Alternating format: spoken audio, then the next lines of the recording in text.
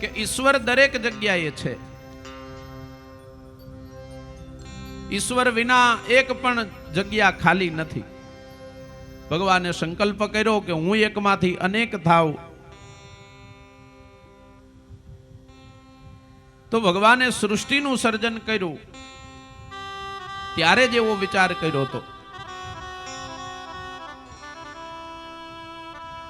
અને ઈશ્વર છે એની આપણને ઘણી બધી અનુભૂતિઓ મળે.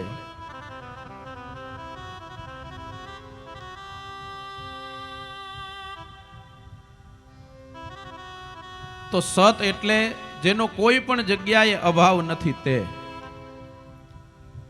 અને બીજા ચરણની અંદર બતાવ્યું ચિદ. ચિદ એટલે ચૈતન્ય. ભગવાન છે અને ચૈતન્ય છે, જડ નથી, જેની અનુભૂતિ આપણે કરી શકીએ. અને ત્રીજો શબ્દ છે આનંદ. ભગવાન સુખ નથી. ભગવાન માટે આનંદ શબ્દ વપરાયો છે, કારણ કે સુખ છે તો દુઃખ આવવાની સંભાવના છે, દુઃખ છે તો સુખ આવવાની સંભાવના છે, તડકો છે તો છાંયો, છાંયો છે તો તડકો છે, લાભ છે તો હાનિ થવાની, અને હાનિ થઈ છે તો લાભ થવાનો. આ બધાના પર્યાય શબ્દ, આ બધાના તમને વિરોધી શબ્દ મળશે, પણ આનંદનો ક્યાંય પર્યાય શબ્દ નથી, આનંદનો વિરોધી શબ્દ પણ નથી. એટલે જેના જીવનની અંદર આ આનંદ આવે ને, પછી એના જીવનની અંદર બીજું કાંઈ ન આવે. અને એ આનંદ ક્યાં મળે? ભગવાનની પાસે. આ જગત તમને સુખ જરૂર આપશે, પણ યાદ રાખો વૈષ્ણવો, સુખ આવ્યું છે એટલે દુઃખ આવવાની સંભાવના છે.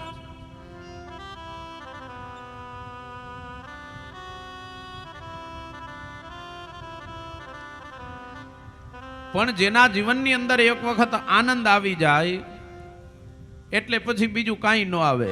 અને જેણે જેણે ભગવાનનો ભક્તિનો માર્ગ લીધો ને, એના જીવનની અંદર આનંદ આવ્યો છે. અને એટલે જ તો આપણે બોલીએ, વાલો આનંદ પરમાનંદ કહેવાય. ભગવાન છે ને, એ આનંદ અને પરમાનંદ છે. અને જેના જીવનની અંદર આનંદ આવે પછી કાંઈ ન હોય, પછી ગમે તે પરિસ્થિતિ હોય, ઘરની અંદર કોઈ સુખ કે સગવડ હોય કે ન હોય, પણ છતાંય એ ગમે તે પરિસ્થિતિની અંદર આનંદમાં જ રહે.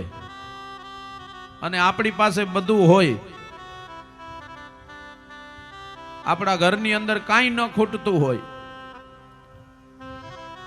સોફા સેટ હોય, ડિનર સેટ હોય, ટીવી સેટ હોય, બધું સેટ હોય, પણ પોતે જ અપસેટ હોય. સાચું કેજો, આપણા ઘરની અંદર શું ખૂટે છે? બધું જ છે, પણ છતાંય આપણા જીવનમાં આનંદ નથી લ્યો.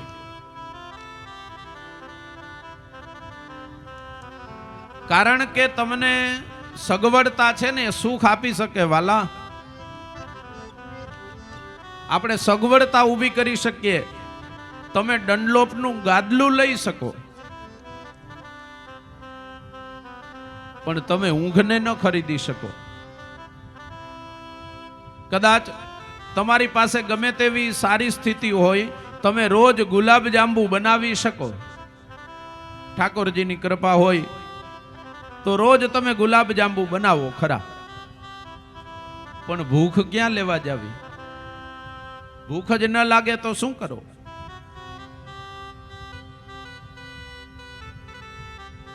અને જેના જીવનની અંદર આનંદ આવે ને, એટલે પછી એની પાસે કાંઈ ન હોય ને, તો એ મોજમાં રહેતા હોય,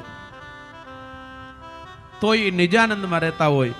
મેન તમે ઘણા બધા એવા સંતો જોયા હશે, મેન તમે ઘણા બધા એવા વૈષ્ણવો જોયા હશે કે જેની પાસે ઘરમાં કાંઈ ન હોય ને છતાંય એ આનંદમાં મોજમાં રહેતા હોય. અને એટલે જ સંતો કહે છે, મોજમાં રહેવું, મોજમાં રહેવું, મોજમાં રહેવું રે,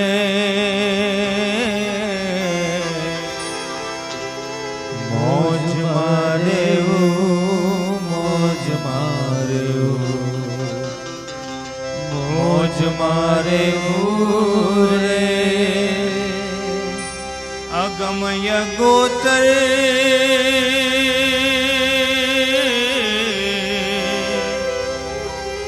અગમય ગોચર ખોજ ધણીની, ખોજ મારે રે, મોજ મારે, મોજ મારે, મોજ મારે રે, મોજ મારે, મોજ મારે, મોજ મારે.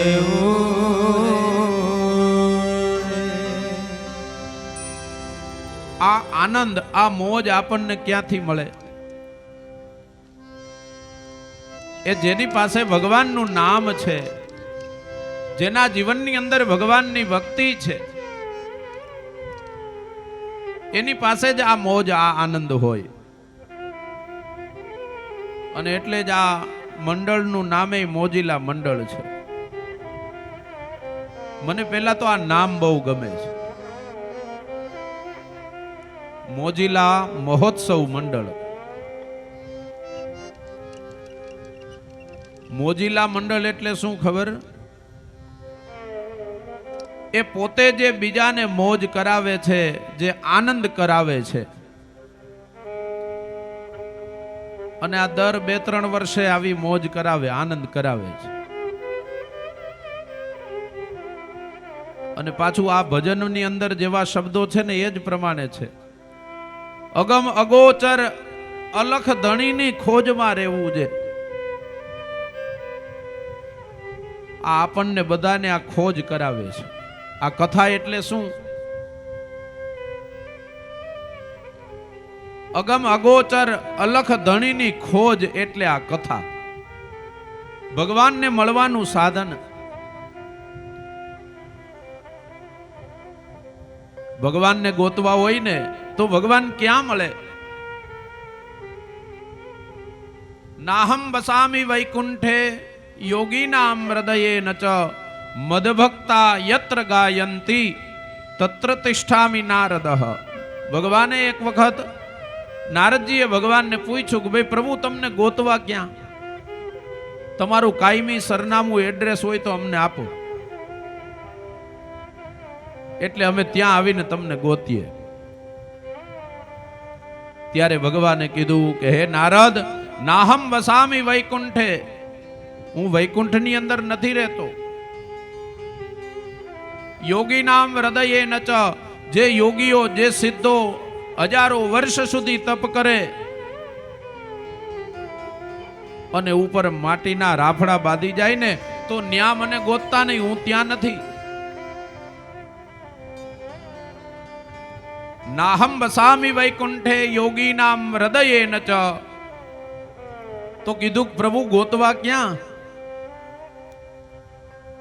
ત્યારે ભગવાને કીધું મદભક્તા યત્ર ગાયંતી તત્ર તિષ્ઠામિ નારદઃ. જ્યાં મારા ભક્તો મારું ભજન કરતા હોય, જ્યાં મારું કીર્તન કરતા હોય, જ્યાં મારો સત્સંગ કરતા હોય ને ત્યાં આવીને ગોતજો, એટલે હું ત્યાં તમને મળી જઈશ. બસ આ ખોજ છે. આ મોજીલા મંડળ આ ખોજ કરાવે છે આપણને બધાને.